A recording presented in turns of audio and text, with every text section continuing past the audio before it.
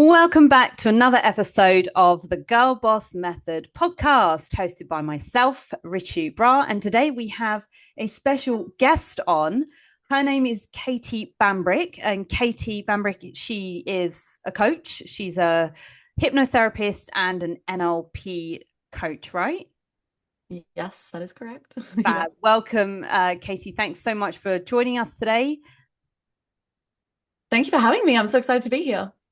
Fab, fab. So yeah, one of the reasons why I brought Katie on is that we connected actually just a couple of weeks back on Instagram, and I noticed that Katie, she did lots of great work on sort of helping people with like self-belief and mindset and also just like in terms of helping you understand the deeper you as well, especially when it comes to things like, the rewiring of how you think as well, and using various different techniques with like NLP, etc.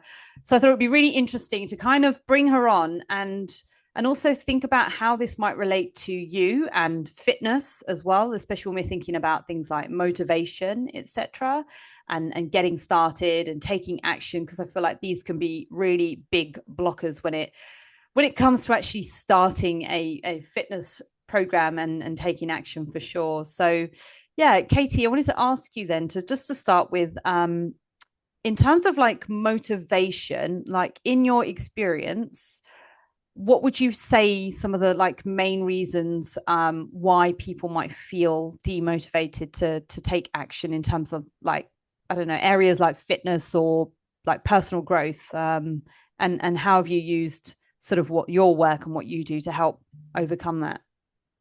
Yeah, I'll quickly explain a little bit more about what I do because I think a lot of people probably are like, hypnosis, what are you talking about? What the hell is NLP? Yeah. So NLP stands for neuro-linguistic programming. And essentially what I do with hypnosis and NLP is I work with my clients' subconscious minds. And so 95% of all of our behaviors, our actions, our emotions are derived from our subconscious. So we can make a decision what we think is consciously, but essentially we're making that decision based upon our subconscious blueprint of how we see the world, of our belief system, of what we were literally ingrained with from up to the age of 7.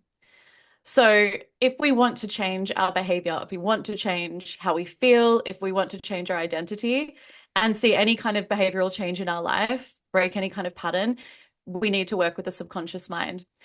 And so with things like motivation, and I know there's a lot of talk in the fitness industry, it's like you can't rely on motivation, you have to rely on discipline. Discipline is extremely difficult. And the reason why it's so hard is because it is you trying to make changes on a conscious level. And if you are trying to make changes solely on a conscious level, you are battling against your subconscious mind, which, as I said, is 95% of your thoughts, behaviors, emotions, actions. So Mm. that's why being self-disciplined is so difficult. And also why you can't just rely on motivation, but also why I would say you don't want to just rely on trying to make changes consciously, because it's always going to feel really hard until eventually it doesn't. But it's hard to get to that point where it doesn't because you have to be disciplined for a long period of time. It's like when you try and create a new habit or behavior, the reason why it's so hard is because you're consciously trying to do it. And our subconscious mind loves safety, it loves familiarity, even if it's not what we want. So that's why people can get themselves into patterns in relationships, and why people can get themselves in patterns with their eating and exercise that isn't necessarily good for them, but it's what they're familiar with. Mm. And because we survived it yesterday, our brain is like, oh, well, we survived that. And that's our primary function of our brain, is to keep us alive.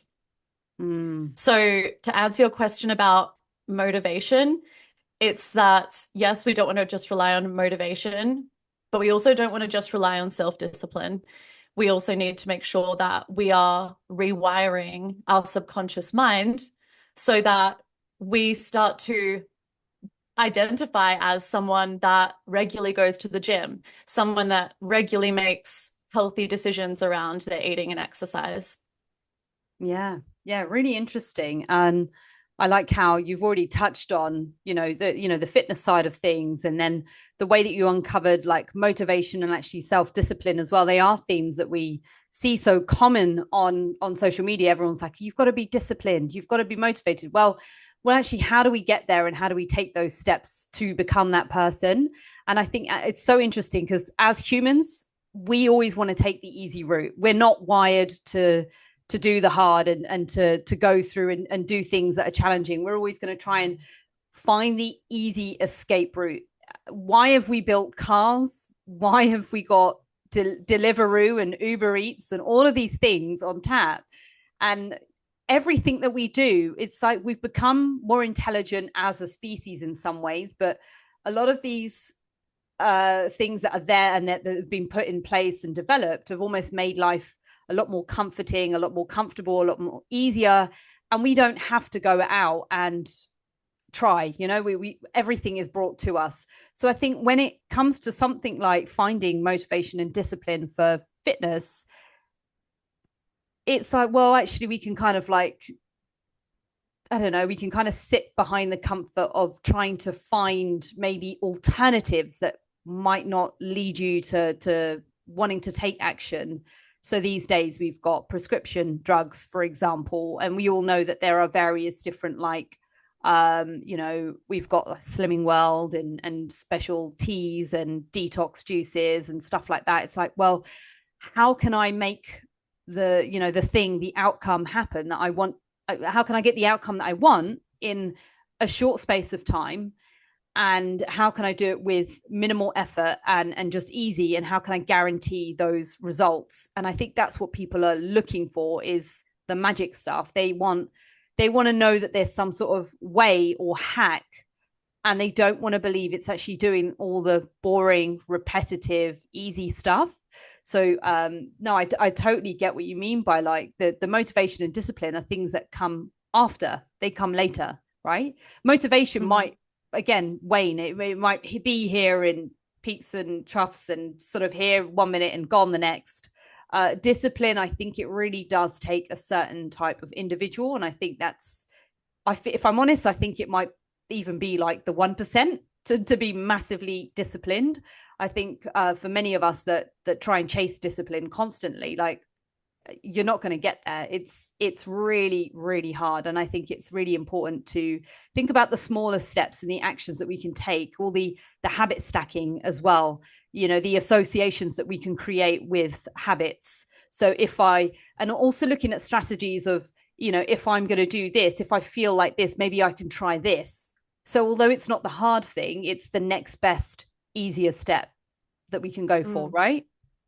Yeah, yeah, definitely. And even that habit stacking, that's still making changes on a conscious level. So that's still you having, which is fine. I mean, we need to obviously take action on a conscious level too. But that's still us trying to be disciplined and trying to create new habits. And we do need to do that. But I agree with you. I think most people aren't naturally very self-disciplined. There is a small percentage of people that are very self-disciplined, and they're probably that way for a variety of reasons. And there are people as well that get quite obsessed and addicted to anything. I mean, we all have addictions of some sort. I mean, most of us are addicted to our phones. Yeah. But some people are very, very they could go to the gym 7 times a week, twice a day. And that's just who they are, and that's just ingrained in them. But it's really interesting when it comes to motivation and discipline. A lot of it comes down to identity work, and I do a lot of identity work with my clients. So if they are wanting to become a certain type of person, say they want to become the type of person that goes to the gym 4 times a week, we do a lot of identity work around that. So in NLP, there is something called the 6 logical levels. And each of these levels are various different elements such as environment, beliefs, values, capabilities, and skills. And so the idea is that if you look at your current identity through that lens of the different elements, and you almost do like a little self-audit, okay, what's my current belief system around exercise and health and going to the gym? Well, it might be that you might have the belief, I'm not very self-disciplined. Exercising is really hard. I don't see much progress. These might literally be your beliefs around doing that. And then what you want to do is then you want to do what you want to ask yourself, okay, so that version of me who is going to the gym regularly, who does make healthy eating decisions, what does she believe? Well, she believes that it's easy to go to the gym. It's easy for me to get up in the morning. I enjoy going to the gym. I like eating healthy. I find it easier to go to the gym than not go to the gym. Because if I told you perhaps that I was like, okay, you can't exercise at all for the next 2 months, you might be like, oh my God, that sounds horrendous. But that's because it's a part of what you do and it's who you Yeah. are and Yeah. something you're really passionate about. But if I said the same thing to someone who never goes to the gym, they'd be like, fine, easy, no problem. And that's because that's their identity. Someone Yes. that doesn't exercise, someone that doesn't prioritize their health and fitness, right? And Yeah. so if you want to change your identity, if you want to become the person that you want to be, I really suggest this is the first step, doing an audit on what you currently believe, what your current behaviors, your current value system, and then compare that against, okay, the version of me who does the things that I want to do, what does she believe? What does she value? What are the kinds of people she's surrounding herself with is a huge one. Like her environment is massive. So look at those two things, and then you'll have your beliefs that you need to have. And that's a great basis for then doing the subconscious work, which is all about rewiring your neural pathways. So you start believing differently to what you Mhm. currently do.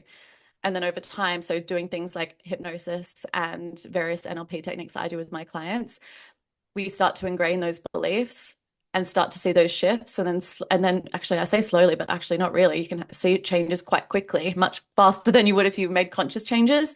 You start to step into that person a lot faster, and then you'll be like, oh, that's so weird, like I'm finding it a lot easier to go to the gym. I don't have to rely on this self-discipline. I'm not having this internal battle with myself every morning at 7 a.m. when my Yeah. alarm goes off. Oh, do I click snooze? Do I not? Oh, bed's so warm, or it's so dark outside. It's really hard. You start to notice, you're like, I haven't really had that internal battle. I'm just getting out of bed a lot easier. I'm just going to the gym now. And then eventually, when you start doing that, you're like, oh, like this is just part of who I am. It's what I do. It's habitual now. And then Hmm. you know you've stepped into that identity of being that person. I think that's super interesting, actually, and I've definitely come across that before as well. So with the whole thing of identity as well, Mm. who are you right now, and who do you want to become? And I think that's really powerful. And also thinking again, I know you're saying it's a lot of it is the unconscious things that are occurring, or I guess stuff, right? The unconscious action. And obviously I'm very used to the thing on the outside, and maybe even like habits and patterns in that sense, and just making things easier in that sense, or making them, having the bar set lower to help someone get and choose something that's maybe takes them a little bit further away from their current person and who they are. So I think that's really interesting about looking at the person that you want to become, because and then looking at the habits, or what are some of the things that that person does. Who is the person that you want to be in a year's time? What are they doing? What does life look like for them? Are they happy? Are they doing things effortlessly? So I think all of these questions are massively important when we think about where we are right now and who we want to become, and obviously changing some of these things. But perhaps maybe we could even go a layer deeper here, and maybe even think more about, some of these beliefs and these like setbacks. Have they happened because of other things? Like, are there any like deeper emotional triggers? Are there things that have happened, like you said, you mentioned earlier, about things in terms of who we become and what we are, things that happen up until the age of 7, right? Yep, 7 years old. Yep. What's happened within that time? What have we seen? What have we done? And what's our picture or vision of the world been like between those early years? And how have they helped shape who we are right now? And I think again, we are mirrors of the people that we surround ourselves with, and who we choose to be around. So personally, myself, I don't drink alcohol, right? Like really, in it's, I can have a drink, but I'm not somebody that needs to have one. Like I think it's nice to have maybe a cocktail or something if you're out, or some sort of, but I'm not somebody that requires that. And again, I think maybe my lifestyle and the people that I choose to be around, again, they don't do those things. So that also helps. I also have a dislike of smokers. Yeah. I Not really, alone. I know. So yeah, you don't smoke, right? No, I don't. Okay, It'd be pretty we're awkward good if I here. did We're good right here, now. right? Yeah, you'll be like, beep, we're going. Yeah. But yeah, I dislike it because I just, again, for me, it's like quite an irritation, and it's weird because a lot of the people that I'm around don't do it. So I think that again really helps. So when I do find those people that are, we went to Germany in June for the Euros this year, and I got an eye infection because I was wearing contact lenses, and I don't wear them very often. I'm like a glasses wearer, and like even now I'm not wearing contacts. So I can see well enough to see the screen and to see you. So I don't really need it right now. But when we were out and about and we'd gone to a match, I could not believe how much smoke was just everywhere. And I was like, we don't experience this in England, like in London, and maybe even for yourself, because I'm sure people are hearing an accent with you. Katie actually lives in Edinburgh, although she's from Perth. So Australia, Perth, Australia, not Perth, yeah, Scotland. yes, there is a Perth up there as There's a well. Perth, Scotland. Yeah, Yeah, the yeah, there original is. Perth. Yeah. Yeah, I think I've been there. But yeah, so being around the smokers and stuff, I ended up getting an eye infection because my eyes got really dried out, and it's just little things like that that you notice what you're not normally around. And I think again the actions or behaviors of others around you, if they do drink or they live a lifestyle of, you know, I've had women come to me because maybe they have done that deeper work and they've made fitness and nutrition and lifestyle, they've changed it, and they've made it a part of who they are now, that they've had this issue where people don't want to hang around with them enough, like anymore, right? They don't want to be around them because actually things are changing. And I know that even for me, as every time I've leveled up or changed as a person, the people around me have changed as well. And then when I've come across them, they've almost made comments to say, well, yeah, you're different now, like you're doing something else. And I'd probably say that for me personally, that a lot of those changes happened anytime I was going really hard for a goal. Like if I was working really hard towards something that benefited myself or even my business in some ways, that the people that didn't really support that or weren't really interested, they kind of just dropped, right? So I think that's, yeah, that's really interesting. But I feel like I've moved away from our original thing of wanting to talk about some of these, like, as well as the but early years.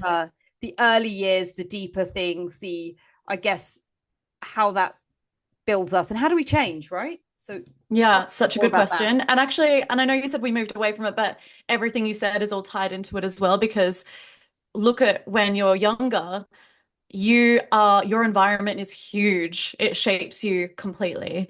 And when we are children, we are sponges. We just absorb everything around us, consciously and unconsciously. So the relationships that we see between our parents or primary caregivers, the conversations people have around money, even the energy around us. So some houses just had this tension, like you can just feel like there's a tension in the house, or money is always an issue of contention.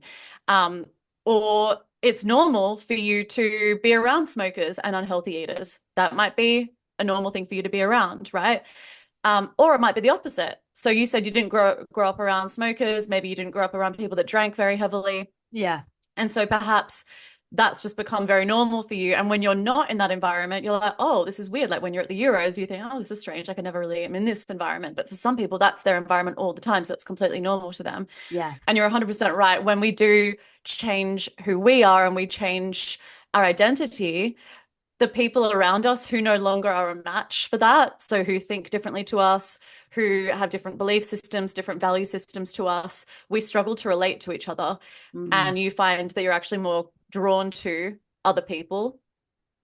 And it's interesting, actually. I was just away with some girlfriends, and I hadn't traveled with them before. And obviously, I love all I love all these girls, but I was never around my family and my. We just never spoke about body image. We never spoke about being overweight or like, don't eat that because this is gonna like. We just never had negative conversations around body image. But for a lot of people, that was very normal. You'd see your mom have conversations around what she was eating, good foods, bad foods, or she's been naughty today with her eating, so she's going to restrict herself the next day. Whether she's saying these things out loud or not, we pick It's the up on them. We actions. pick up on these Yeah. cues. It's the Yeah. actions. We see our parents looking at themselves in the mirror, being self-critical. So if that's what you grew up with, that's normal to you, and you think, oh, okay, and then you start to do that. That becomes something that you do. And so when I was away, I noticed how critically some of my friends spoke about themselves. And I had actually never been in an environment where it felt like something I became very aware of. I was like, oh, wow, like this is quite intense. Mm. And I felt quite heavy about it because yeah, of course, I've heard women criticize themselves, but I've never been around it that much.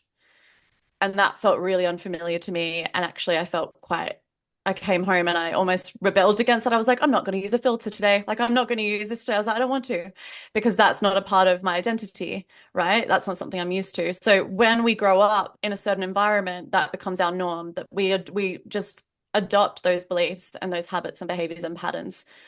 And so if we want to change them as we get older, things like therapy are amazing. And subconscious work is amazing too, because when you do start to see those changes, you'll notice you're like, oh, I can't relate as much to that way of thinking. And I don't want to do that thing. I don't want to engage in that behavior because that's not who you are as a person. So interesting. So Mm. even listening to this, I think there's so many things that I can relate to in terms of what I've been around as well. And you've almost taken me on a bit of a journey myself.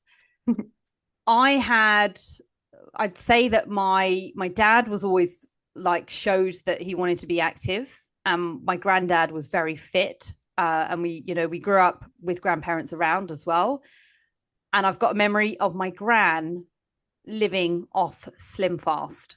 Like literally, Mm. that was the thing. It was the shakes and the Always buns. on the shakes, always on the Weird. shakes. But I mean, despite that, one thing I did notice is that my parents kept everything around us in abundance. So we grew up, and I don't know what it was. Maybe I just had like great influence from like my father and my granddad, like being quite active, that I wanted to be involved in sports and be active.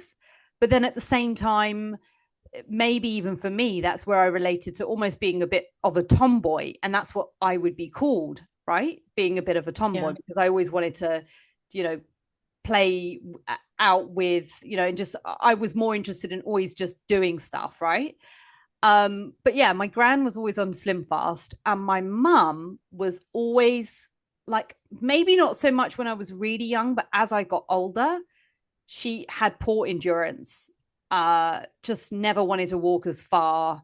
And some of those things, again, they've shaped me in a way where, and I wonder what this does for people as well, where you've had like positive, and it's so unfortunate that it's been the men in my family that have always been like fitter and the women that have not been as fit. And again, is that a cultural thing as well, with just like being South Asian background, with how women within like my community may perceive themselves or fitness and that sort of thing. But my mum, I recall her going vegetarian, if you like, when I was about 15. So it's that almost triggered me in some ways. I started becoming veggie, and I actually then went on later, like years later, to become a vegan. So I'm a vegan now, right? But Mm. mum, I noticed her do that. But then there was something about seeing the way the physical being of both my mum and my gran, that I've seen them as they've got older, I'm like, I don't want to be that. And like, I don't want to be the person that my grand's had about 8 operations on both knees. She's so many replacements, and even in recent years, she's, bless her, she's like in her 80s now, but late 80s. Gosh, she's getting on. But she's had, to the point, the tendons in both her hands ripped out, and bilateral shoulder surgery as well. And a lot of it is because of just the way that she's relied on like walking sticks and Zimmer frames and stuff like that, because of her lower body issues, because of her knees, for example. Now, is that a cause of, because maybe back then when she was growing up, it was, everything was always rest and don't overdo it. But then obviously there was something in her that she needed to lose weight, but it never really happened. And that, I think, when I see that and I see the women in my life and I go, I don't really like those things, that's turned me the other way and made me go, I don't ever want to be in that position. I want to be, and I'm almost looking to, I don't know, other women that I see on the internet in their 70s and 60s and 70s. And I'm like, I need to be her. And I guess also throughout my career, I've met a lot of older women that have either been unfit and unhealthy or very fit and very healthy. And I've just always gone, that's who I want to be when I'm older. And I think, again, maybe that comes from having vision of seeing where things can go wrong. My mom, however, I would say positively, she has been taking action in the last like few years, so that's really good. So I just keep reminding her that you've just got to keep working at it, right? So yeah, I wonder again if this is something that you've experienced, where people have seen negative things and they go, I don't want to be that, and I don't want to do that, and they go the other way. For sure, absolutely. And everyone responds to their environment differently. So you had the example of some of your family being very active, being very healthy, and you saw that really good example of that. It sounded like they had a good relationship with exercise, a good relationship with food. And then you saw the opposite of that, like, your mum being on Slim Fast, which is obviously an unsustainable way to lose weight, and then seeing that that didn't really work, and then your grandma having all these health issues. And so that you've got two clear-cut examples of like what you want to be and what you don't want to be. And that obviously has had a big impact on you. And it's interesting actually, even like listening to you speak, you like, and we all do it, we use labels to describe ourselves as well. And so you were saying, oh, I was a tomboy and I'm an active person, and but this is because this is your identity, right? And so, and some people say things like, oh, I'm an anxious person. And whenever I hear that, I'm like, oh, don't say that. Unless you want to identify as that, unless you want to be an anxious person. And it's not to say go into denial and just say, I never experienced anxiety, I never experienced depression, when you might, but I'm saying that just being selective about how you choose to label yourself, right? And saying like, oh yeah, I am an active person, I am a healthy person, or I am learning to become. If that's not what you believe yet, then saying things like, I'm learning to become a healthier person, I'm starting to make healthier choices. And that's something you can do. And I know that and you mentioned habit stacking, so I'm assuming you've read James Clear's book, Atomic Habits. Yeah, well, actually, Yes. so the funny thing is, I've got the book on my book stand, but I haven't. Yeah. This is another thing, right? And you're gonna maybe even tell me off for this. It takes me an age to finish a book, and when I finally finish, I'm like, oh, yes, we did it. So it's on the book stand, and I will be getting through that eventually. But I've got another book on my stand, and slowly working my way through that. But it does take time. But I also just wanted to say that one thing that I always say, and again, I can hear you're saying, mentioning things like how, like, affirmations and speaking kindly of yourself, and also thinking about how you want to talk to yourself in future. But words are spells, and I love that as well. And I don't know if you've ever used that as well, but I always kind of dive in and say, well, no, words are spells. So if you say that that's what you are, then that's what you'll become. That's what you are. Yeah, your subconscious mind absorbs that and it takes it in, especially if you say it with feeling. If you're like, I'm an anxious person, and you believe that, oh yeah, that's who you are. You're an anxious person. And it's going to be very hard to stop becoming an anxious person when you constantly are labeling yourself as that. You can say things like, I experience anxiety sometimes. I'm learning how to manage my anxiety better. I'm focusing, and actually even better than that, be like, I'm actually focusing more on mindfulness and becoming more of a calm person because you're not using words like anxious. Because when I say anxious, you just think of anxiety. But if I say Mm. things like calm, you start to think of calming things. So, because our subconscious mind can't process negatives. So, and why I brought up James Clear's book is because he has a really good point in there about, and this like comes back to identity, is if you're out for lunch, for example, and you're trying to become healthier, trying to become fitter, trying to be more health conscious, asking yourself the question, what would a healthy person order off this menu right now? Because if you don't quite feel like that just yet, you'd be like, okay, I'm just going to embody the identity of someone who does prioritize their health. What do I think they might order off the menu? The me right now, like if I'm being honest, might want the burger and chips. And like, look, don't get me wrong, we love a Yeah, burger and chips. That's fine yeah, sometimes. But yeah, if you've had a bit of a week where you're like, oh, I haven't been eating very healthily and I want to start being a more healthy person, what would they choose right now? What decision would they make right now?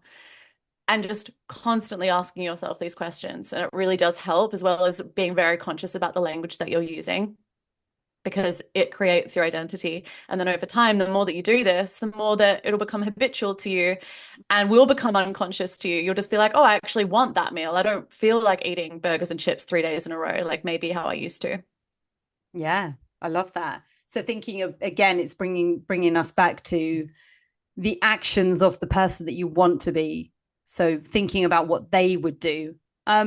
Yeah, I wanted to kind of also maybe even just like almost like a final note, if you like, but thinking about the longer term perspective, like how can we shift our mindset, or how can women shift their mindset from the short term fixes and embrace the long term perspective that focuses on like sustainable progress and like lasting results. So quite often I find that when people start a program, they want everything now. They want quick, and obviously it's about dropping the education and the truth bombs and everything. It's like, no, that's not equal to this. But how do we change the mindset to kind of shift and think more about long-term perspective? Hmm. I think it goes back to it's like that instant gratification. We always want things yesterday, don't we? And I think when we can always make changes and we can make them really quickly. If we wanted to lose weight really quickly, we could do a fasting diet for a week and we could lose weight. So I think asking yourself the question, it's like going back to your value system and going back to the purpose of what it is that you are actually wanting. Is it that you want to lose weight really quickly? Or is it that you want to be healthy, that you want to feel Mm. better, that you want to feel more confident? Because, yeah, you can lose weight in 7 days if you really want to. Just don't eat anything, starve yourself, punish your body. But that's not in alignment with the version of you who's healthy, who is not punishing their body, but who is nourishing their body, who wants sustainable long-term results. So it does come back a lot. I mean, I've spoken about identity so much on this podcast, but it's so important. Um, because that really it will be behind all your decision making and all your actions. And also, you can make changes quickly when you do subconscious work and the conscious work together.